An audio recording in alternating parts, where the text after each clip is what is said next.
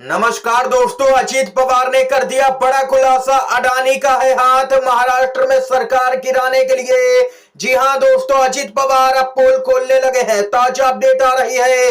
राहुल गांधी की बात पर एक बार फिर से मोहर लग चुकी है। राहुल गांधी एक बार फिर से सही साबित हुए हैं। जानेंगे पूरी खबर। दूसरी बड़ी खबर में दोस्तों यहां पर बात होगी, चुनाव आयोग पहुंच गई है भाजपा। राहुल गांधी के चुनाव प्रचार पर बैन लगवाने के लिए भाजपा बौखला गई है। ये भी अपडेट आप लोगों को बताएंगे। और वहीं अपडेट आ रही है दोस्तों, चुनाव आयोग की निष्पक्षता देखिए। एक बार फिर से यहां पर उद्धव ठाकरे के हेलीकॉप्टर की ली गई है तलाशी। उद्धव ठाकरे बेकाबू हो गए चुनाव आयोग के अधिकारियों पर।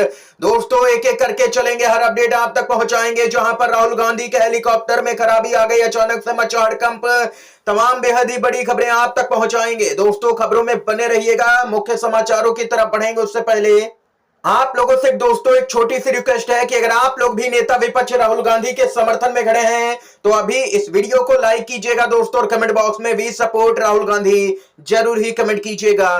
पहली बड़ी अपडेट की तरफ बढ़ते हैं। बीजेपी गठबंधन के साथी अजीत पवार ने एक और बड़ा खुलासा कर दिया है। अजीत पवार ने खुलासा किया है कि 2019 विधानसभा चुनाव के बाद गौतम अडानी ने एनसीपी और बीजेपी गठबंधन कराने की कोशिश की थी। एनसीपी और बीजेपी नेताओं की बैठक में अडानी भी शामिल हुए थे। क्या गौतम अडानी आधिकारिक तौर पर भारतीय जनता पार्टी के लिए काम कर रहे हैं? एक इंटरव्यू में महाराष्ट्र के उप मुख्यमंत्री अजीत पवार ने कहा कि अडानी ने पवार और अमित शाह के बीच मध्यस्थता करा करके एनसीपी को एनडीए में शामिल कराने की कोशिश की थी। ये यहां पर देख सकते हैं कि मीटिंग में अडानी भी मौजूद थे। अडानी अब यहां पर भाजपा के लिए ही सीधे तौर पर काम करते हुए नजर आ रहे हैं। राहुल गांधी के दावों पर अजीत पवार ने मोहर लगा दी है। अजीत पवार के बयान से यहां पर साफ हो गया है, वाकई में एक रहेंगे तो सेफ रहेंगे। उद्योगपतियों का सरकार बनाने में ही तो आखिर फायदा है।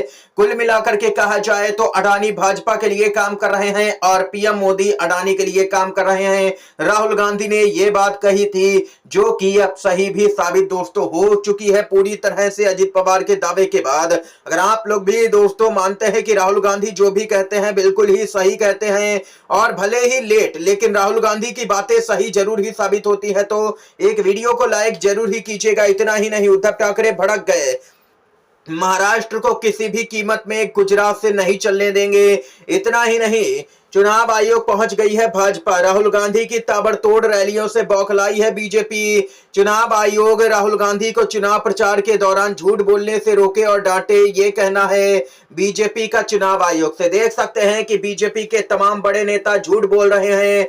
यहां पर एक के बाद एक जुमले फेंक रहे हैं, झूठे वादे जनता से कर रहे हैं बीजेपी के नेता, और राहुल गांधी पर ही भाजपा आरोप लगा रही है।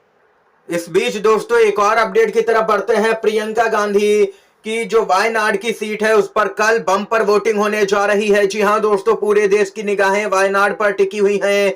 वायनाड में उपचुनाव हो रहा है और जो यहां पर अपडेट आ रही है जमीनी पत्रकारों की तरफ से, उसके अनुसार प्रियंका गांधी वायनाड का जो यहां पर उपचुनाव है वो 5 लाख वोटों से जीतने जा रही हैं। प्रचंड जीत यहां पर प्रियंका गांधी की वायनाड में होने जा रही है। यानी कि राहुल गांधी, अखिलेश यादव, चंद्रशेखर आजाद और पप्पू यादव जैसे तमाम दिग्गज नेता तो पहले से ही संसद में मौजूद हैं, और अब यहां पर प्रियंका गांधी भी भाजपा से दो दो हाथ करते हुए नजर आएंगी दोस्तों लोकसभा के अंदर। इसके साथ ही अगली अपडेट आ रही है, चौंकाने वाली दोस्तों खबर है। चुनाव आयोग क्या निष्पक्ष काम कर रहा है? एक बार फिर हेलीकॉप्टर की हुई तलाशी तो भड़क गए उद्धव ठाकरे। चुनाव आयोग के अधिकारियों पर शिवसेना यूबीटी के मुखिया उद्धव ठाकरे को दूसरी बार यहां पर देख सकते हैं कि चुनाव आयोग का सामना करना पड़ा है। उद्धव ठाकरे दूसरी बार उस समय भड़क गए जब उनके हेलीकॉप्टर की एक ही दिन में चुनाव आयोग के अधिकारियों ने दूसरी बार तलाशी ली है। उद्धव ठाकरे के हेलीकॉप्टर की सोलापुर में दूसरी बार तलाशी ली गई। इस दौरान उद्धव ठाकरे ने कहा कि मोदी तो सोलापुर में थे, फिर भी उनके हेलीकॉप्टर की तलाशी आखिर क्यों नहीं ली गई? क्या चुनाव आयोग के अंदर इतनी हिम्मत नहीं है? उद्धव ठाकरे ने यहां भी कहा कि पिछली बार जब मोदी के हेलीकॉप्टर की तलाशी ली गई थी तब ओडिशा में एक व्यक्ति को निलंबित कर दिया गया था। उन्होंने आगे कहा कि मुझे तलाशी लेने वाले अधिकारियों से कोई शिकायत नहीं है, बल्कि उन लोगों से शिकायत है जो जानबूझ करके ऐसा करवा रहे हैं। उद्धव ठाकरे चुनाव आयोग पर भड़कते हुए कहते हैं कि क्या उन्होंने CM Eknath Shinde, deputy CM Devendra Fadnavis और अजित पवार के बैग की भी तलाशी ली है? क्या वे महाराष्ट्र में रैलियों के लिए दौरे के दौरान पीएम मोदी और अमित शाह के बैग की भी तलाशी लेते हैं? मैंने तो आज तक नहीं देखा। देख सकते हैं कि एक ही दिन में दो बार यहां पर उद्धव ठाकरे के हेलीकॉप्टर की तलाशी ली जा रही है, लेकिन यहां पर चुनाव आयोग तब खामोश हो जाता है जब यहां पर पीएम मोदी या अमित शाह के हेलीकॉप्टर की तलाशी की बारी आती है। तब यहां पर चुनाव आयोग कुछ भी कर नहीं पाता है। दोस्तों, ये अपडेट आई है सामने निकल के। इस तरीके से हमारे देश का चुनाव आयोग काम करता हुआ नजर आ रहा है। दोस्तों, एक और बड़ी खबर की तरफ बढ़ते हैं। हेलीकॉप्टर में खराबी से राहुल गांधी की महाराष्ट्र की रैली रद्द हुई, किसानों को सोशल मीडिया पर दिया संदेश। नेता विपक्ष राहुल गांधी ने महाराष्ट्र में विधानसभा चुनाव से पहले यहां पर बुल्ढाणा के चिखली में अपनी पहली रैली में तकनीकी खराबी के कारण हिस्सा नहीं ले सके। यह रैली मुख्य रूप से सोयाबीन किसानों के साथ बातचीत करने के उद्देश्य से रखी गई थी। अपने हेलीकॉप्टर में आई तकनीकी समस्या के कारण वह समय पर नहीं पहुंच पाए, जिसके बाद उन्होंने सोशल मीडिया पर एक वीडियो संदेश के माध्यम से किसानों से माफी मांगी। इस संदेश में उन्होंने कपास और सोयाबीन किसानों की समस्याओं पर चर्चा की और भाजपा सरकार की मूल्य निर्धारण नीतियों की आलोचना की है। दोस्तों, बताते चले आप लोगों की जानकारी के लिए, यहाँ पर महाराष्ट्र के किसानों से राहुल गांधी बोले कि बीजेपी सरकार सोयाबीन कपास के नहीं देती है सही दाम, इंडिया सरकार आपका रखेगी पूरा ख्याल।